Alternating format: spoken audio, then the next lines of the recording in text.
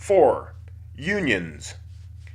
Unions force pension and health care upon their members, extracting this substantial portion of their pay whether they agree or not.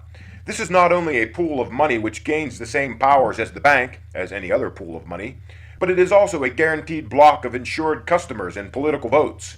They take the workers' money just as fast as the bosses before unions, and give no guarantee that the pensions promised will be returned when needed. As numerous workers before have lost their pensions, weeks away from retiring, forced to start over with decades of their lives stolen with the signature of a politician. Unions in the past were needed and well-founded as the people were exploited by bosses. Today the union members are exploited by the bosses and the unions. Unions have no competition. For instance, there is not a carpenters union A and a carpenters union B to compete against each other for the best plans and services. Thus, it is a monopoly controlling the workforce and where the people may work. It therefore plunders liberty, the freedom to work where one chooses, to affiliate with whomever one chooses, and is forced upon the industry like unwritten law. Contractors awarded contracts must utilize a monopolized workforce, giving unions sovereign control. The most significant projects or processes are often fully unionized. It would be no surprise if the unions were founded by the corporations who hire employees of that union. In such a scenario, the corporation paying out the wages keeps a large portion of that payment, pensions and healthcare, as an interest-gaining pool, granting the corporation kickbacks from the various health insurers for these guaranteed clients and payments.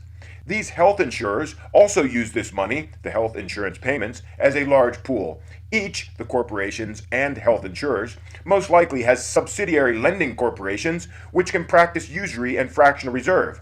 Lending from these pools, they are thus able to generate untold amounts of hollow money on this money, withheld from the workers by the union, utilizing clandestine lending circles between each other and affiliates. There is an argument that the busting of corrupt unions along with corrupt companies will lower all wages.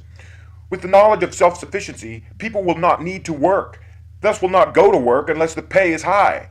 Therefore, it is likely that the pay will be substantially higher in the individualistic society. People with business ideas will need the people as workers, but the people will not need them. Thus, the power will be in the people's hands, without the need for a middleman to represent them. The populace itself is the largest union, the union of all the people of the nation, requiring no dues. With the removal of privatized insurance and usury, one cannot offer private health insurance or pensions. Even still, the individualist does not outlaw the unions. It simply competes against existing unions to offer the best services to workers of all skills. Unlike many unions whose members sit on lists, never contacted but still pay dues, sometimes forbidden to solicit for their own work, utterly controlled. The action of the populace is to balance this present strict control of labor and place the control in the hands of the people. All individuals will be able to work on any populist projects, union or not, to which they are qualified. In the light of freedom, the private sector always retains the right to refuse to hire anyone on any private project for any reason. Chapter 5. Returns. A. Returns from dismantlement. Initially, the amount of employed people in the individualistic society will be very similar to the amount of people employed in the original system. For example, the number of people dislocated from the banking industry will become the HVR employees. Overall, the society is exactly the same, except that most business is now owned equally by the citizens. Those whose jobs are made obsolete have self-sufficiency knowledge to rely upon until they find a new direction. The amount of work actually needed by the people to survive will be lessened due to the substantial burdens lifted from them by these dismantlements. A. Usury. $182.2 billion in mortgage interest, 42% of $9.7 trillion in outstanding mortgages over an average of 22.5 years. $165.4 billion in credit card interest, $13.8 billion per month. Average APR of 22.5% is 1.875% per month on $735 billion total U.S. credit card debt. $45 billion in auto interest, 9% on $500 billion in outstanding auto loans, totaling $392.6 billion per year, not including $211 billion national debt interest or other interest. B. Government waste. $544.8 billion in Social Security, $359.5 billion in unemployment and welfare, $345.7 billion in Medicare, $268.4 billion in Medicaid and other health, $38.4 billion in foreign affairs, $88.7 billion in education, totaling $1.8566 trillion, approximately 71% of the U.S. federal government spending. C. Public waste. $50 billion in return from jail dismantlement per year. $500 billion in processing and distributing foods. $120 billion in profit to unnecessary industrial farms. $147 billion in health. $761 billion removed by Populus Health, minus the Medicare and Medicaid already listed above. $88 billion in structures, now towards public health structures and equipment as permanent assets of the public, totaling $905 billion. Subtotal, $3.1542 trillion. B. Returns from new taxes. These returns will be short-lived as they are actually set up to assist the dismantlement of destructive habits. The revenue generated will be used to establish the foundations of the individualistic society so that it is secure when this revenue runs out in 5 to 10 years. $2 billion in junk mail taxes. $88.2 billion in fossil fuel taxes, $109.9 billion in unnatural food taxes, $49.7 billion in controlled substance taxes, simplifying taxes, $300 billion, stopped evasion techniques and reduced administration costs, $125 billion, simplified processing of complex tax law guidelines, totaling $675 billion. Not including excess land tax, foreign soil tax, hazardous material tax, large entity tax, packaging tax, primitive vehicle tax, and waste tax. Each of these taxes requires too much data to accurately estimate for this work. The total revenue of all of these taxes is expected to be in the hundreds of billions, if not surpass $1 trillion, being that they mostly affect large businesses. C. Returns from Populus Facilities. The amount saved by the various at-cost products and services of the populace has too many variables to accurately estimate, but could be figured as a percentage of the U.S. $13.2 trillion gross domestic product. That percentage is left up to the reader to decide. Some in business ensure themselves a 10% profit, others much higher. $261.3 billion in college education due to free education. Annual $350 billion in college education minus $88.7 billion government student aid already included above, from the $135 billion in total annual student aid, totaling $261.3 billion. D. Grand total.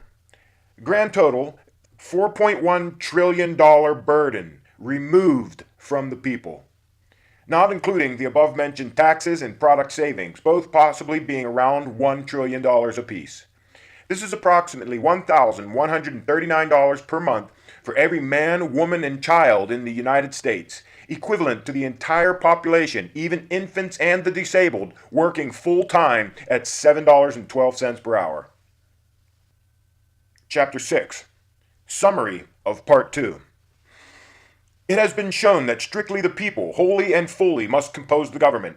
A system of representatives can only be effectually implemented in small systems. Within large systems, a small group of people is too easy to influence in order to manipulate an entire government. 440 people, 100 U.S. senators, 335 House representatives, 4 delegates, and 1 resident, ruling over 300 million people's lives. Irresponsibility leads to dependence, which increases sloth and ignorance. These are preyed upon by profiteering minds, increasing the growth of corporations who directly corrupt any government that is not a complete direct democracy. In such a setting, the purpose of life becomes lost, and markets and occupations become hollow. However, this can be remedied by unrestricted free knowledge. Education and responsibility for one's own actions are key to creating a society wherein each individual, bar none, is competent and involved in the undertakings of the society at all levels. Private businesses must be limited in size to prevent control or bias in social decision-making, favoring those private forces. Corporate market control can be eliminated by simply making populist businesses which are wholly owned and equally contributed to by the citizens. Such facilities yield lower prices and are easily monitored for facts. It is stressed that when setting up these systems, one is never deceived into ownership by the government. These things must always be owned fully and equally by all of the citizens, not a separate entity, and utterly without a board of directors.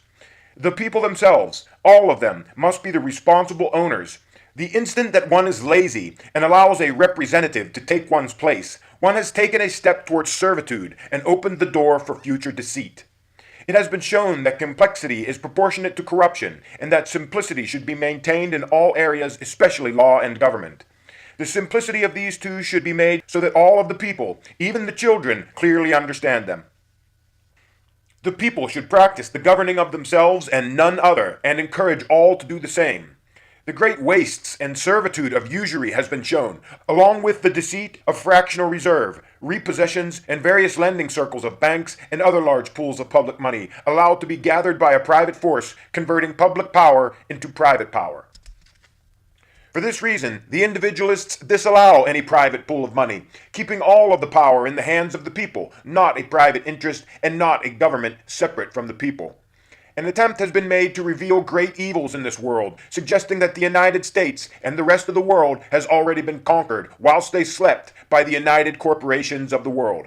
Further effort was made to show the reader that there is more to life than slavery, presenting an alternative method to the fast-paced nonsense, which is a peaceful sanity at a calm pace. With self-sufficiency and one tax-free acre, one is free to pursue whatever one chooses, and has no need to work for another if desired. With prices and demands of society lower and cooperation higher, one's dreams are closer in reach.